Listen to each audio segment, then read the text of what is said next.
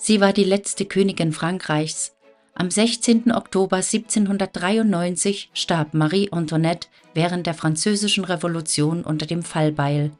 Als sie auf dem Schafott stand, war sie nicht nur Königin, sie war auch Mutter. 4 Kindern hatte sie das Leben geschenkt, 2 Mädchen, 2 Jungen. Kinder, die in Versailles geboren wurden, im Glanz des Hofes aufwuchsen und doch kaum eine Chance hatten, diesem Schicksal zu entkommen. Denn mit dem Sturz der Monarchie zerbrach nicht nur eine Dynastie. Was wurde aus den Kindern von Marie Antoinette und Ludwig XVI.? Was geschah mit ihnen, nachdem ihre Eltern verhaftet, enteignet und schließlich hingerichtet wurden? Diese Geschichte beginnt nicht mit der Revolution, sie beginnt früher, in den Kinderzimmern von Versailles. Als Marie Antoinette im Jahr 1770 den französischen Thronfolger heiratet, vergeht lange Zeit, bis Kinder geboren werden. 8 Jahre bleibt die Ehe kinderlos. Am Hof wird gemunkelt, in Europa wird spekuliert. Erst 1778, nach Jahren, wird sie Mutter. Und mit diesem ersten Kind kehrt Hoffnung zurück, nicht nur in der Familie, sondern in ganz Frankreich.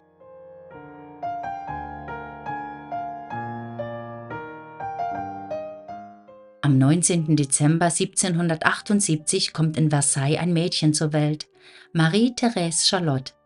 Die Geburt wird gefeiert wie die eines Thronfolgers, denn nach Jahren der Kinderlosigkeit zählt zunächst nur eines, ein gesundes Kind. Marie Antoinette soll gesagt haben, ein Sohn hätte dem Staat gehört, du aber sollst ganz mir gehören. Marie-Thérèse erhält den Titel Madame Royale. Sie wächst in Versailles auf, umsorgt, gebildet, behütet. Ihre Mutter mischt sich stärker in ihre Erziehung ein, als es am französischen Hof üblich ist. Sie spielt mit ihr, sie beobachtet sie. Sie ist nicht nur Königin, sie ist Mutter. Doch diese Idylle hält nicht lange. Am 22. Oktober 1781 wird endlich ein Sohn geboren. Louis-Joseph. Frankreich jubelt, der Thron ist gesichert. Doch schon früh zeigt sich, dieses Kind ist krank. Louis-Joseph leidet unter hohem Fieber, Schwäche, Schmerzen beim Gehen. Die Ärzte der Zeit sind machtlos. Heute geht man davon aus, dass er an einer Form der Knochen- oder Rückenmarkstuberkulose litt, einer Krankheit, die langsam den Körper zerstört und im 18. Jahrhundert kaum behandelbar ist. Marie Antoinette wacht oft an seinem Bett. Sie weiß, dass dieser Sohn der Zukunftsträger der Monarchie ist und zugleich ein Kind, das leidet. Am 4. Juni 1789 stirbt Louis-Joseph, 7 Jahre alt. Nur wenige Wochen später stürmt das Volk die Bastille. Noch bevor die Revolution eskaliert, hat diese Familie ihren Thronfolger verloren.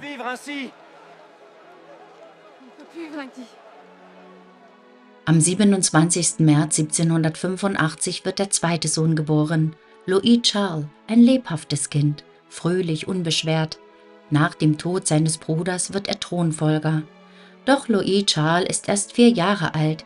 Er versteht nicht, was das bedeutet, und genau das macht ihn so verletzlich. Am 9. Juli 1786 bringt Marie Antoinette ihr 4. Kind zur Welt, Sophie Beatrice. Doch dieses Kind darf kaum leben. Bereits im Juni 1787 stirbt Sophie, nur 11 Monate alt. Zeitgenössische Berichte sprechen von schweren Krankheitsschüben, von Fieber, Krämpfen und einer körperlichen Schwäche, wie sie für Säuglinge dieser Zeit typisch war. Für Marie Antoinette ist es ein stiller Verlust.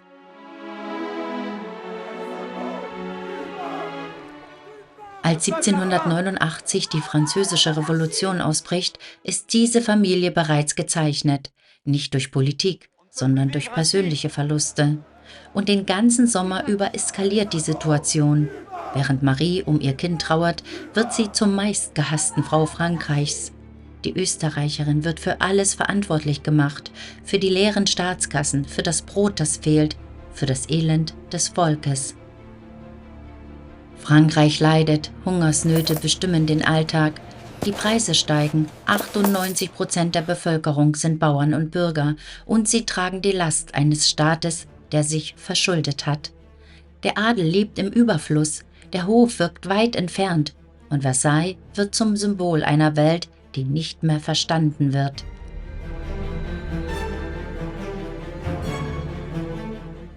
»14. Juli 1789. Die Bastille fällt. Ein Gefängnis und zugleich ein Zeichen. Nicht militärisch wichtig, aber symbolisch gewaltig.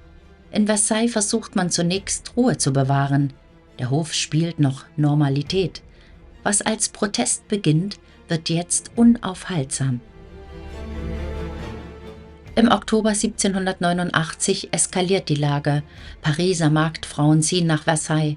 Sie fordern Brot, sie fordern Antworten, sie fordern den König. In der Nacht vom 5. auf den 6. Oktober wird der Palast gestürmt. Marie Antoinette entkommt nur knapp dem Tod. Mit ihren Kindern versteckt sie sich im Schlafgemach des Königs, während der Mob durch die Gänge von Versailles tobt. Sie entkommen nur knapp, bevor die Wache wieder die Kontrolle erlangt. Am Morgen steht fest, die königliche Familie bleibt nicht länger in Versailles. Sie wird nach Paris gebracht, als Gefangene. Im Juni 1791 trifft die Familie eine Entscheidung. Sie flieht. In der Nacht verlässt sie Paris, verkleidet, hoffend. Doch die Flucht scheitert. In Varennes wird die Familie erkannt und festgesetzt. Für das Volk ist das der endgültige Beweis. Der König steht nicht mehr zu Frankreich. Die Rückführung nach Paris ist demütigend. Ab diesem Moment gibt es kein Zurück mehr.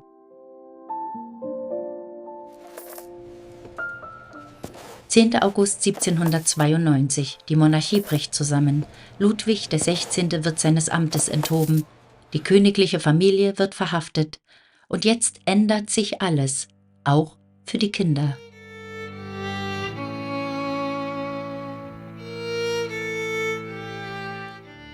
Der Tempelturm, ein mittelalterlicher Wehrturm, kalt, massiv. Hier wird die Familie einquartiert. Eltern, Kinder, eine Tante. Was als Sicherheitsmaßnahme beginnt, wird schnell zur Haft. Und für die Kinder bedeutet dieser Ort den endgültigen Bruch mit allem, was sie bisher kannten.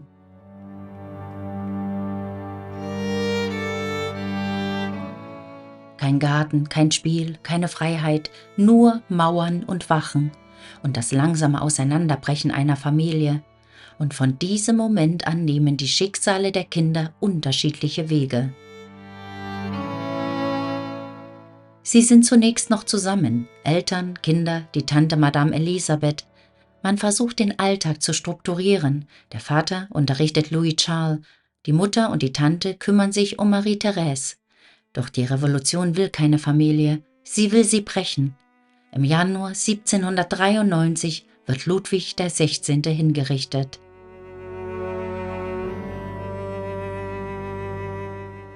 Doch das Schlimmste kommt noch. Man nimmt Marie Antoinette die Kinder weg. Der 8-jährige Louis Charles wird ihr entrissen und in ein anderes Stockwerk gebracht. Das Interesse meines Sohnes ist das Einzige, was mich leiten muss, schreibt sie verzweifelt.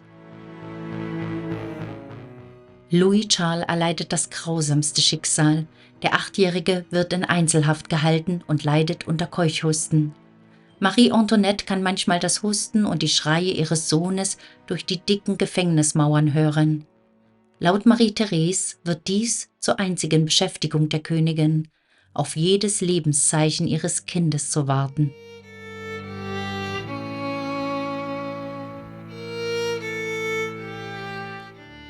Jede Nacht hört sie ihn weinen. Das arme Kind wird entsetzlich misshandelt. Sie zwingen ihn, gegen seine eigene Mutter auszusagen, nennen ihn Knecht statt Majestät. Marie-Thérèse, ihre 15-jährige Tochter, bleibt bei ihr, stumm vor Traurigkeit. Im Oktober 1793 wird Marie Antoinette nach einem Prozess wegen Hochverrats hingerichtet. Nach der Hinrichtung des Vaters und der Mutter ändert sich das Schicksal des kleinen Louis Charles grundlegend. Er wird von seiner Schwester getrennt. Die Revolution betrachtet den Jungen nicht mehr als Kind, sondern als Symbol, als Gefahr, als letzten lebenden Träger der Monarchie.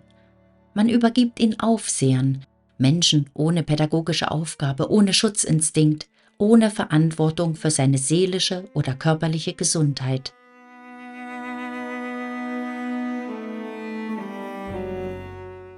Was folgt, gehört zu den dunkelsten Kapiteln der Französischen Revolution. Louis Charles lebt fortan in Isolation.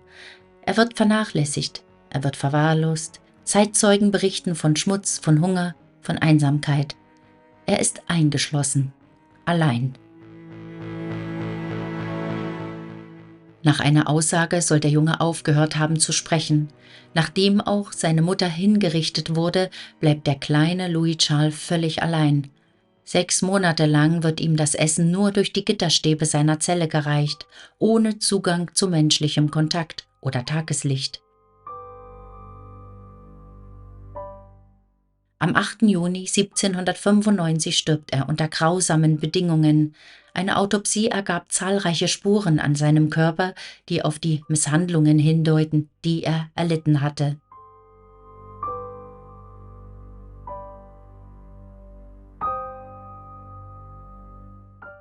Marie-Thérèse überlebt als einzige. Sie wusste nur von der Hinrichtung ihres Vaters. Was mit ihrer Mutter, ihrer Tante und ihrem Bruder geschehen war, erfuhr sie erst kurz vor ihrer Befreiung. In Verzweiflung ritzte sie in die Wände ihrer Zelle. Marie-Thérèse Charlotte ist die unglücklichste Person der Welt. Sie kann keine Nachricht von ihrer Mutter erhalten oder mit ihr vereint werden, obwohl sie 1000-mal darum gebeten hat.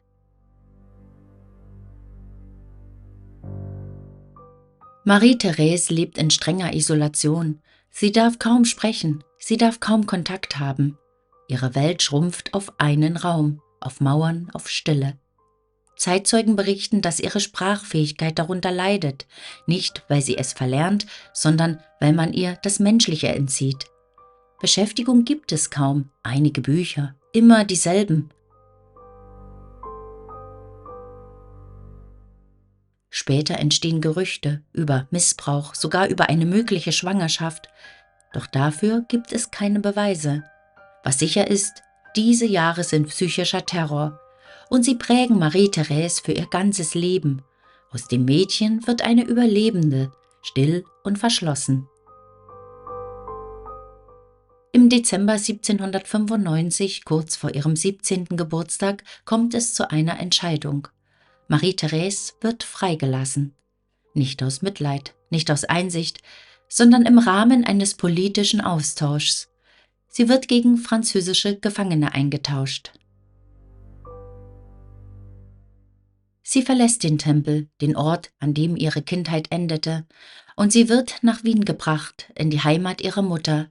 Doch Freiheit fühlt sich anders an. Marie-Thérèse ist nun die Waise des Tempels, das einzige überlebende Kind von Marie Antoinette und Ludwig dem 16. Sie hat alles verloren, was Familie bedeutet. Und genau hier beginnt ein neues Leben. Kein glückliches, aber ein standhaftes. Ein Leben im Zeichen der Erinnerung, der Pflicht und der Geschichte.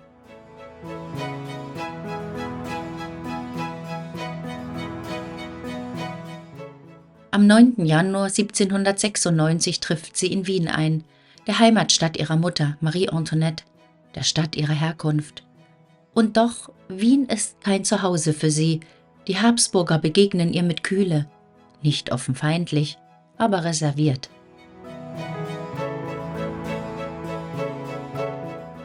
(1799) Gegen den Willen des Kaisers Franz II. Heiratet Marie-Thérèse ihren Cousin ersten Grades, Louis-Antoine d'Artois, Herzog von Angoulême, den Sohn des späteren Karls X. von Frankreich.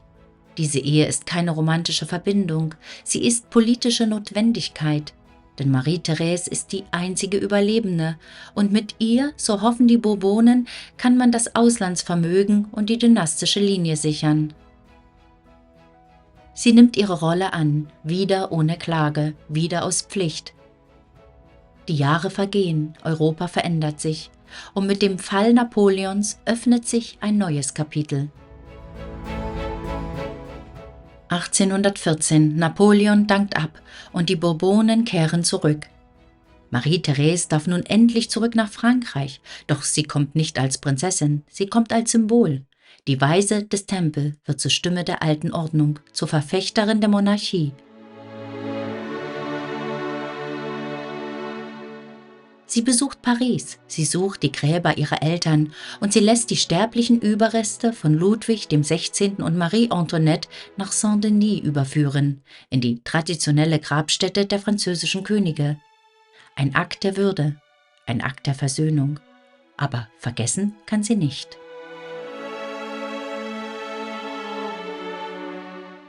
(1824) stirbt Ludwig der 18. Sein Bruder Karl X. wird König. Louis Antoine wird damit der neue Thronfolger.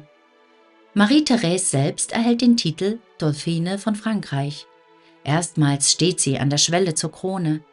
Doch wie schon ihr ganzes Leben, nichts wird ihr leicht gemacht. Sie bleibt ohne Kinder. Und was viele nicht wissen, sie liebt Kinder sehr.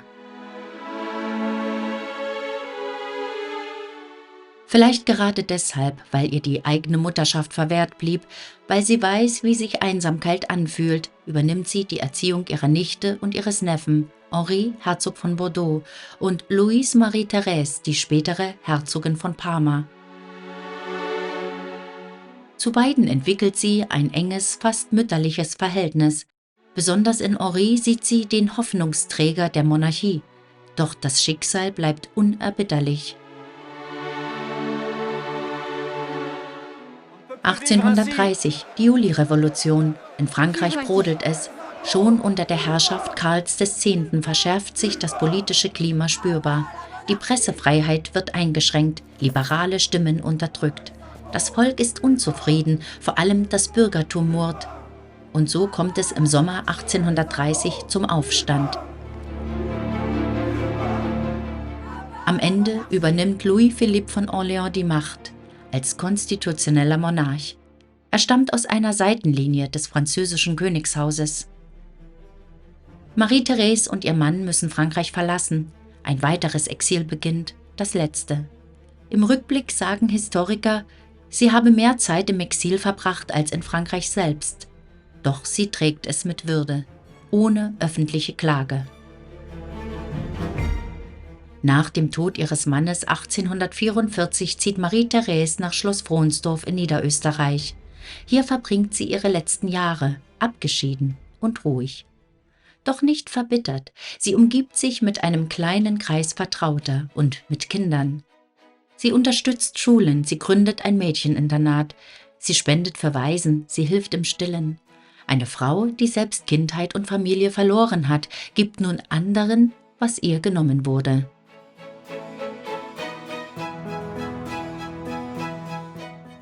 Im Sommer 1851 schreibt Marie-Therese ihr Testament. Sie ist inzwischen 72 Jahre alt. Im Oktober erkrankt sie schwer an einer Lungenentzündung. Am 19. Oktober 1851 stirbt sie in Schloss Fronsdorf, leise und würdevoll. Sie war das einzige Kind Marie Antoinettes, das überlebt hat.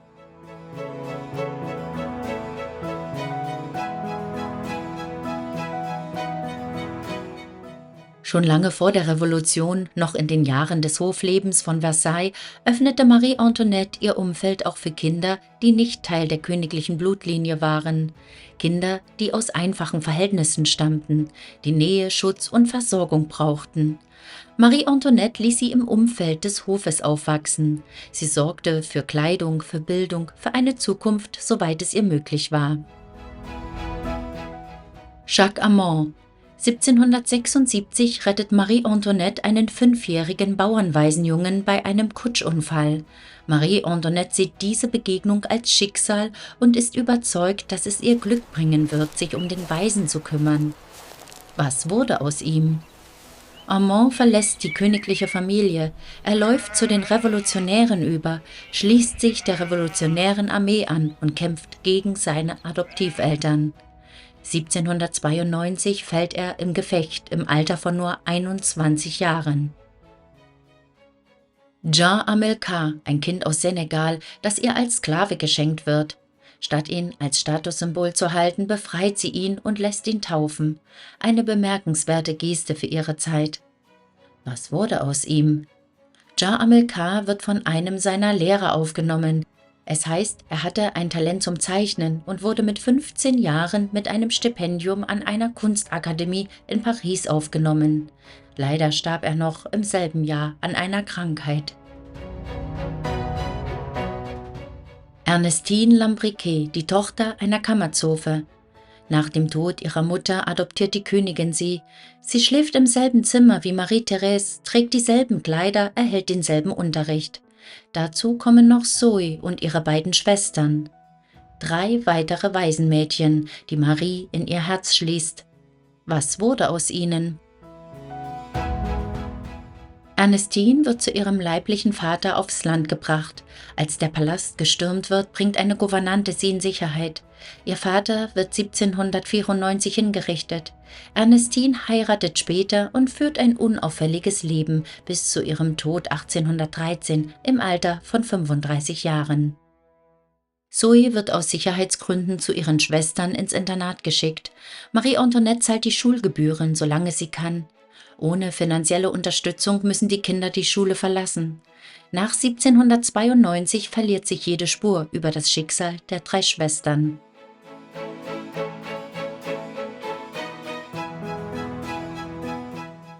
Marie Antoinettes Geschichte ist die einer liebenden Mutter, deren Kinder ein grausames Schicksal ereilte. Von 10 Kindern überlebte nur eines die Revolution. Sie war ein Sündenbock für die Fehler einer ganzen Epoche. Eine Königin, die ihre Kinder mehr liebte als ihre Krone.